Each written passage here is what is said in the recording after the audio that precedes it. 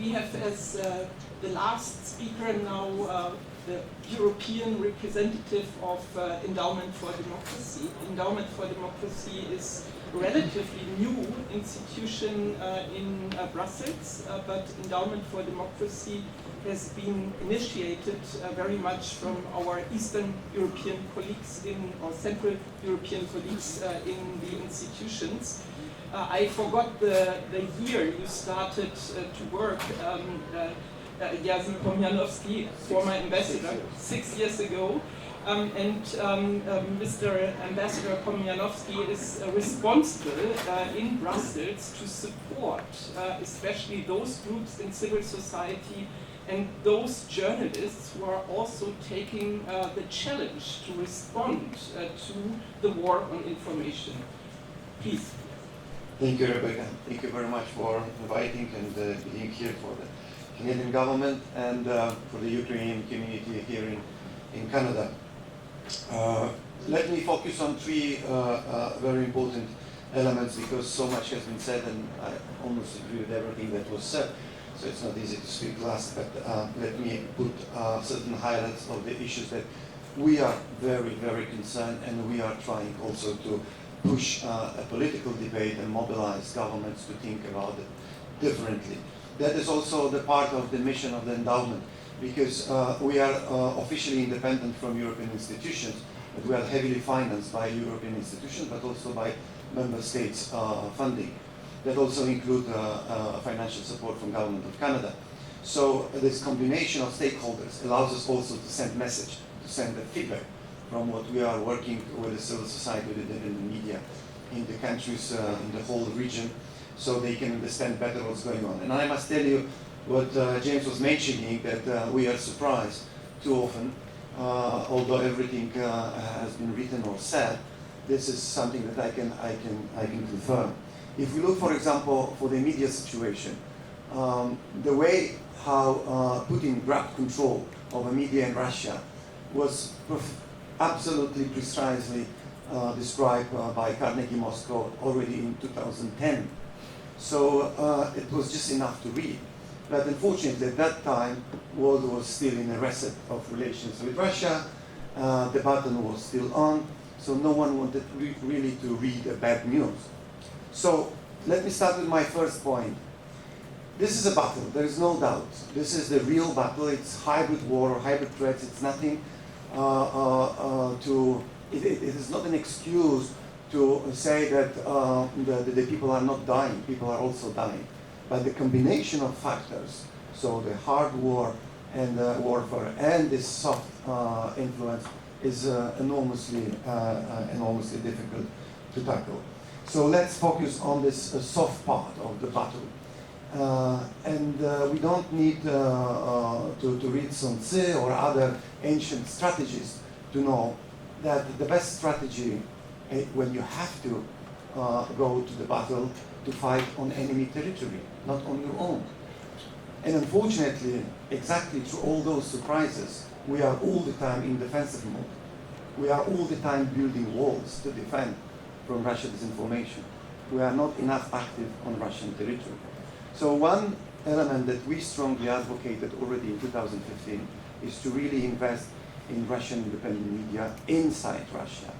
Because if 120 or 40 millions of Russians will believe that we want to kill them because this is everyday poisoning narrative that they get supply over the media that is 95% controlled by several guys sitting in Kremlin, that is not the way we can defend ourselves. So we have to make sure that the support, and still autocrats need support of their societies, that this support is diminishing. It can be diminishing slowly. As I said, it took Putin more than 10 years to capture all the media inside Russia. But this is also a strategy that we have to adopt. We have to enter into his territory. So this is one of the ideas that we are promoting and we are doing. Investing in Russian language media, investing in independent media, journalists, and the researchers, and the think tanks, and everyone who can contradict inside Russia the narrative that is promoted through those fake and artificially created debates, talk shows that all of us were referring to. Second point is what we should call hybrid response to hybrid threats. Understanding how the mechanism is working. We cannot leave governments alone or civil society alone or researchers, analytical centers alone. We have to reinforce each other. And this is something where we have to think what kind of spendings and what type of spendings we are doing and how we calculate budgets. For example, to mobilize support to independent media in Ukraine, we, as Endowment in Europe, were able to mobilize only several millions per year. If we compare this to the budget that is at the disposal of those who are promoting Russian narratives, this is a laughingstock. So the political mobilization, the attachment to the certain policies, important resources that can really make a change, this is something that we have to think now. And hybrid means hybrid. Instead of buying one F-22, maybe it's good to invest in TV station. One F-22 may do the job, but not much. But one well-funded TV station can change maybe several millions of Russians' mind. So here is the choice, because we know budgets are not from the gum. So they are as they are. We have to make choices where we want to invest our resources. Second, credibility of the West. If we look into the real estate market in London, in Cyprus, if we look into the Raiffeisen Bank who deposits money there in Austria, we will see how incredible or how weak promoting our credibility we are in the West. That these are dirty money coming from oligarchs in Ukraine, coming from oligarchs in Russia, and no sanctions stops them. So we have to be much more punchy and much more up to the point, showing the weaknesses of our own system. And they know very well the weaknesses of our own system. So here is something that we can definitely do. And the third, last element of this credibility of the West. Do you think the Russian channels gets money only from the Russian budget? No. Many of them in Moscow are financed by advertising goods that are coming from our part of the world. Siemens, Benz, and BMW, and you name it.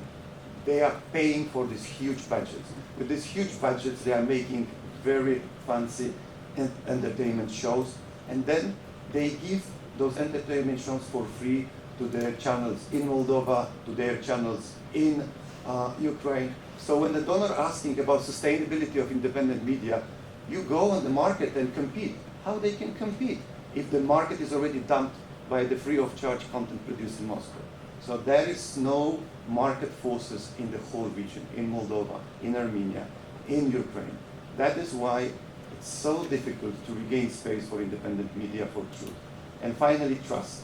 Trust is nowadays the most expensive commodity. So to build trust with your audiences, this is the biggest challenge for media, and this is what media are fighting now at most. I will stop here and continue. Thank you. You see, in Europe, when we discuss about threats stemming from Russia, we can always rely on our colleagues from Poland more than, or from Eastern Europe more than on others.